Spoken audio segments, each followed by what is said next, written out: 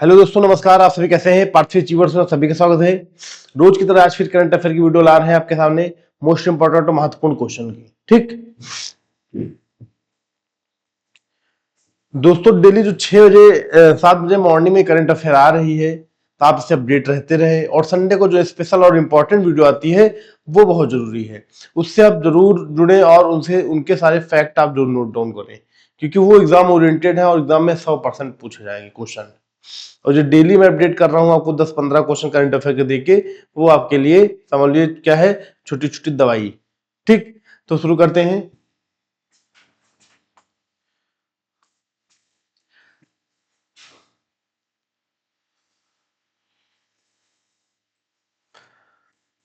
हार्दिक सिंह को FIH men's pro league 2025-26 के लिए भारतीय पुरुष हॉकी टीम का कप्तान बनाया गया। हार्दिक सिंह को FIH मेंस प्रो लीग 2025-26 के लिए कैप्टन नियुक्त किया गया। Hardik Singh name captain of FIH men's pro league 2025-26। जो प्रो लीग होगी FIH की, यानी कि हॉकी की, उसका ने कैप्टन नियुक्त किया गया। हॉकी इंडिया ने मंगलवार को होबार्ट में होने वाले FIH पुरुष प्रो लीग 2025-26 के चरण के लिए 24 सदस्य भारतीय पुरुष हॉकी टीम को की घोषणा की। ठीक, 2 बार ओलंपिक कांस्य पदक विजेता हार्दिक सिंह को दल की अगुवाई सौंपी गई, जबकि हरमनप्रीत टीम निजी कारणों से इस दौरे में शामिल नहीं होंगे। ने हरमनप्रीत जो है किसी कारणवश इस दौरे में शामिल नहीं होंगे। ठीक है, कुछ कारणवश। अगले क्वेश्चन पे आते हैं। भारत की पहली निजी helicopter final assembly line Tata advance system और एयरबस का संयुक्त उद्यम है। ठीक, भारत और फ्रांस के बीच जो रिलेशंस हैं, उनसे संबंधित डिफेंस और रक्षा संबंधित जो फैक्ट पॉइंट है, जो हमारे देश के लिए इंपॉर्टेंट है, तो इसे बताया गया है भारत की पहली निजी helicopter final assembly line Tata advance system और एयरबस का संयुक्त उद्यम है। India first private helicopter assembly line is a JV of Tata Advanced System and Airbus. Tata advance system limited ने 17 फरवरी 2026 को कर्नाटक के वेमागल में एयरबस H125 हेलीकॉप्टर के लिए भारत की पहली निजी क्षेत्र की फाइनल असेंबली लाइन का उद्घाटन किया। ठीक, कहां पे किया? तो क्वेश्चन पेपर में आप आएगा कहां पे, तो आप बताएंगे कर्नाटका। ठीक है, कर्नाटका के वेमानगल में। ठीक, इस उत्पादन लाइन को वर्चुअल माध्यम से प्रधानमंत्री नरेंद्र मोदी और फ्रांस के राष्ट्रपति इमैनुअल मैक्रोन ने उद्घाटन इसका किया। तो इसका उद्घाटन खुद प्राइम मिनिस्टर और फ्रांस के राष्ट्रपति ने किया कर्नाटक में। ठीक है, नेक्स्ट क्वेश्चन पे आते हैं। भारत इलेक्ट्रिक लिमिटेड बेल ने सैफ्रॉन इलेक्ट्रॉनिक्स एंड डिफेंस के साथ हैमर मिसाइल निर्माण हेतु समझौता किया। ठीक, तो क्वेश्चन आएगा कि हाल ही में हैमर मिसाइल हेतु किस देश साथ भारत ने समझौता किया? तो फ्रांस के साथ किया। किसके साथ किया? फ्रांस के साथ किया। ठीक है, BEL sign agreement with Safran manufactured hammer missile in India. Bharat France रक्षा समझौता भारत और इलेक्ट्रॉनिक्स और सैफ्रॉन ने भारत में हैमर मिसाइलों के उत्पादन के लिए संयुक्त उद्यम बनाया। भारत इलेक्ट्रॉनिक लिमिटेड और फ्रांस की सैफ्रॉन ने भारत में ही हैमर प्रिसीजन गाइडेड गोला बारूद का स्थान उत्पादन करने के लिए एक संयुक्त उद्यम बनाया। तो भारत और फ्रांस के बीच पहली डील हेलीकॉप्टर वाली हुई। भारत और फ्रांस के बीच दूसरी डील भारत इलेक्ट्रॉनिक लिमिटेड के द्वारा और फ्रांस की कंपनी सैफ्रॉन द्वारा एक ये समझौता हुआ हैमर मिसाइल के लिए। ठीक, हैमर मिसाइल और हेलीकॉप्टर के लिए। ठीक, आगे चलते हैं।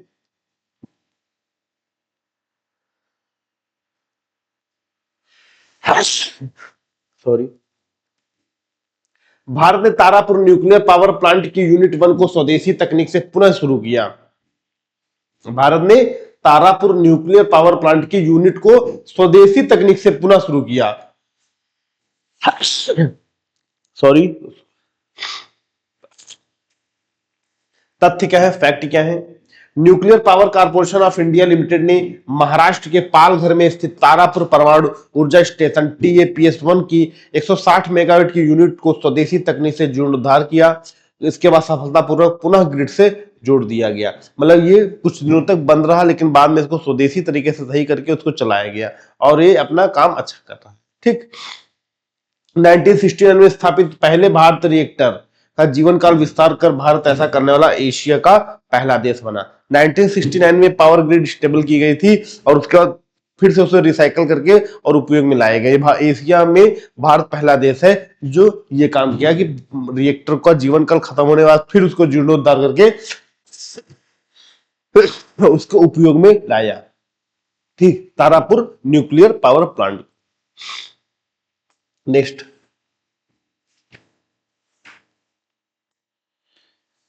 विश्व का पहला bamboo based bio ethanol plant Numaligarh Assam में स्थापित किया गया। पहला bamboo based bio ethanol plant पहला स्थापित किया गया। World first bamboo biotech ethanol plant setup था नुमालीगढ़ असम। ठीक, असम में बंबू बेस्ड एक इथेनॉल प्लांट स्थापित किया गया। असम के गोलाघाट जिले के नुमालीगढ़ में स्थित Assam bio ethanol private limited विश्व का पहला वाणिज्यिक स्तर सेकेंड जनरेशन बायो इथेनॉल संयंत्र बनाया गया, जो कच्चे माल के रूप में बांस का उपयोग करता है। लगभग 4,930 करोड़ रुपए की लागत वाली इस परियोजना के उद्देश्य आत्मनिर्भर भारत के तहत स्वच्छ ऊर्जा को बढ़ावा देना है। ठीक, बहुत अच्छा क्वेश्चन है, मोस्ट इंपॉर्टेंट क्वेश्चन है ये। ठीक, इस पे ध्यान देना। नेक्स्ट क्वेश्चन पे आते हैं। युवराज शर्मा कनाडा के हैं। युवराज शर्मा कहां के हैं? तो युवराज शर्मा कनाडा के हैं। नेक्स्ट,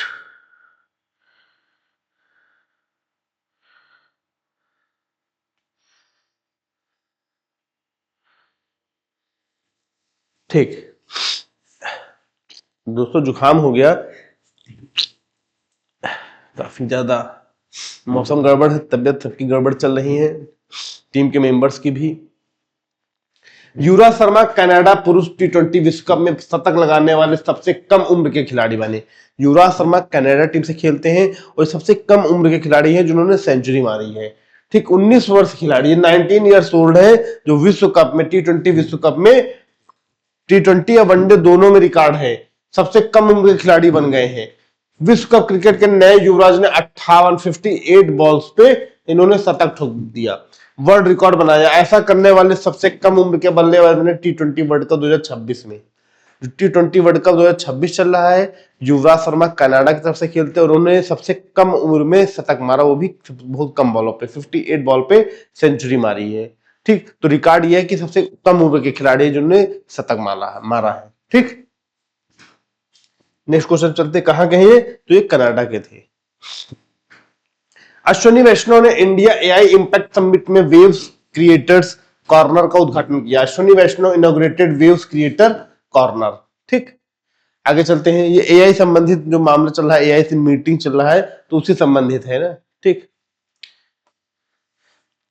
नेक्स्ट, मादा चीता जैमिनी को साउथ अफ्रीका से भारत लाया गया। फीमेल चीता Jaimini was brought from south Africa. उसके अलावा नामीबिया, दक्षिण अफ्रीका से 20 चीते वर्ष 2022-23 में भारत लाए गए। प्रधानमंत्री श्री नरेंद्र मोदी ने 17 सितंबर 2022 को पहले 8 चीतों को भारत लाए जाने की प्रक्रिया में शामिल थे। मतलब सबसे पहले 2022 में 22 चीते लाए गए थे, उसके बाद फिर चीते और मंगाए जा रहे हैं भारत में। ठीक,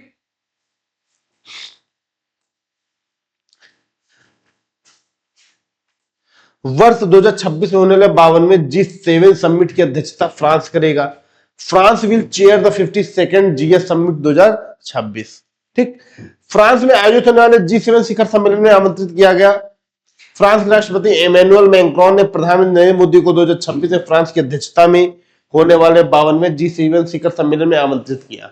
ठीक, फ्रांस के राष्ट्रपति ने नरेंद्र मोदी को आमंत्रित किया G7 सम्मेलन में पहले से कि आपको आना है। ठीक, G7 समिट जो होता है, ग्रुप 7 के देश होते हैं, उनके बीच मीटिंग्स होती है, इकोनॉमी, अर्थव्यवस्था, ठीक, सामाजिक, आतंकवाद, ठीक, पर्यावरण, ऐसे मुद्दों पर चर्चाएं होती हैं।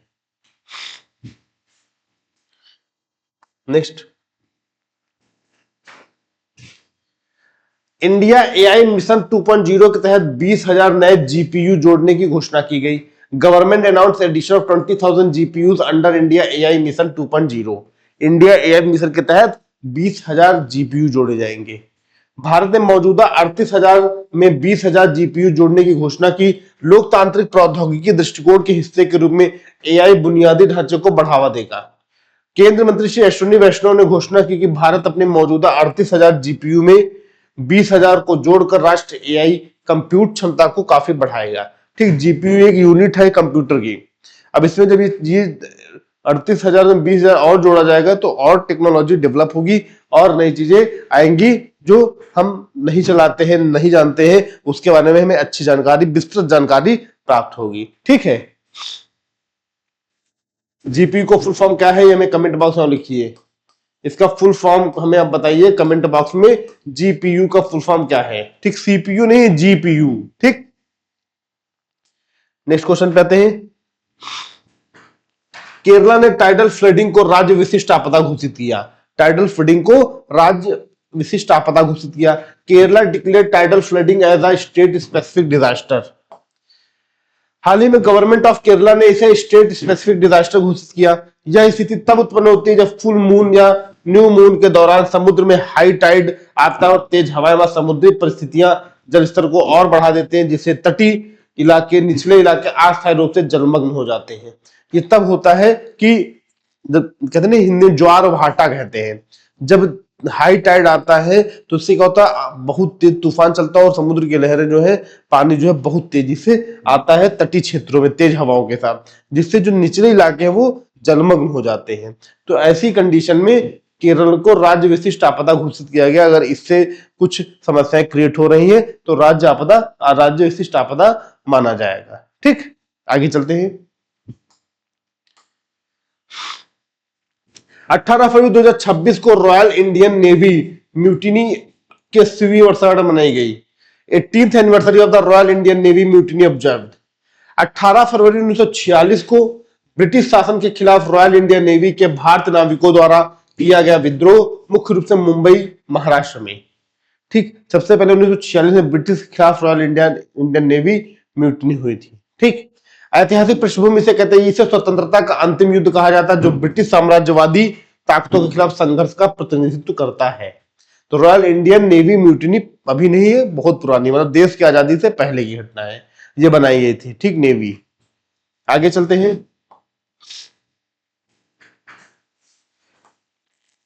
ताज महोत्सव 2026 का आयोजन आगरा, उत्तर प्रदेश में 18 से 27 फरवरी तक हो रहा है। ताज महोत्सव 2026 is being held in Agra. ठीक, कहां पे हो रहा है? आगरा में हो रहा है। 18 फरवरी से 27 फरवरी 2026 तक विंडहैम गार्डन होटल के पास, विंडहैम गार्डन होटल के पास फतेहाबाद रोड, आगरा में मनाया जाएगा। यह महोत्सव 18वीं और 19वीं शताब्दी में उत्तर प्रदेश में प्रचलित मुगल काल और नवाब शैली से प्रेरित है। ठीक, 18वीं 19वीं शताब्दी से यह मनाया जा रहा है, 18 फरवरी से 27 फरवरी। ठीक, ताज महोत्सव मतलब अभी से नहीं, बहुत पहले से मनाया जा रहा है। ठीक, नेक्स्ट क्वेश्चन पे आते हैं। राशिद खान अफगानिस्तान के प्लेयर हैं। टी20 क्रिकेट में 700 विकेट लेने वाले पहले गेंदबाज बने। Rashid Khan became the first bowler to take 700 टी20 विकेट। इन्होंने 700 टी20 विकेट लिए। राशिद खान ने टी20 अंतरराष्ट्रीय मैचों में सबसे अधिक विकेट लेने वाले गेंदबाज भी हैं। अफगानिस्तान के लिए टी20 में उनका 700वां विकेट, इस प्रारूप में उनको 191वां विकेट था। प्रारूप जो था टी20 का, उसमें इनका कितना था? 191वां विकेट था। इस सूची में इनके पीछे न्यूजीलैंड की टीम साउदी 164 विकेट और ईस्ट जोड़ी 162 विकेट का स्थान है। ठीक है, तो राशिद खान जो है सबसे ज्यादा विकेट लेने वाले प्लेयर हैं टी20 में। वेरावल में FEG fishing access pass launch किया जाएगा। FEG fishing access pass to be launch at Veraval, Gujarat. केंद्रीय मंत्री राजीव रंजन सिंह ने गुजरात के वेरावल में ईजेड में मछली पकड़ने के लिए एक्सेस पास फ्रेमवर्क का उद्घाटन किया, जिसमें मछुआरों की आजीविका में सुधार होगा। कि मतलब कि अब आपको पास दिया जाएगा और उस पास को एक्सेस करा के आप मछली का उत्पादन कर सकते हैं, मछली आप पकड़ सकते हैं। ठीक, तो क्वेश्चन आएगा कहां पे? तो वेरवेल, गुजरात में ईजेड पास दिया जाएगा फिशिंग के लिए। ठीक है, तो ये टॉप इंपॉर्टेंट क्वेश्चन थे आपके एग्जाम ओरिएंटेड, महत्वपूर्ण क्वेश्चन थे। ठीक, तो दोस्तों डेली के डेली जो इंपॉर्टेंट क्वेश्चन आपको मिल रहे हैं, क्वेश्चन जरूर नोट डाउन करते चलिए और क्वेश्चन को अच्छे से प्रिपेयर करिए। साथ ही साथ मैं बार बार आपसे ये कह रहा हूं कि संडे को आप जरूर वीडियो देखना, संडे की वीडियो बहुत अच्छी वीडियो आती है, ठीक। और साथ ही साथ आप लोगों को और बताना चाहता हूं कि अब कॉन्सेप्शनल वीडियो आने वाली हैं जल्द ही, लेकिन कुछ समस्याओं की वजह से नहीं आ पा रही क्योंकि स्वास्थ्य सबका ठीक है नहीं, इसलिए। नहीं तो कॉन्सेप्ट की वीडियो बस जल्द से जल्द अब आना शुरू होंगी, जीएस की भी और साथ ही साथ आपकी रीजनिंग की भी, ठीक। तो ये सब वीडियो आपको जल्द ही मिलना शुरू होंगी।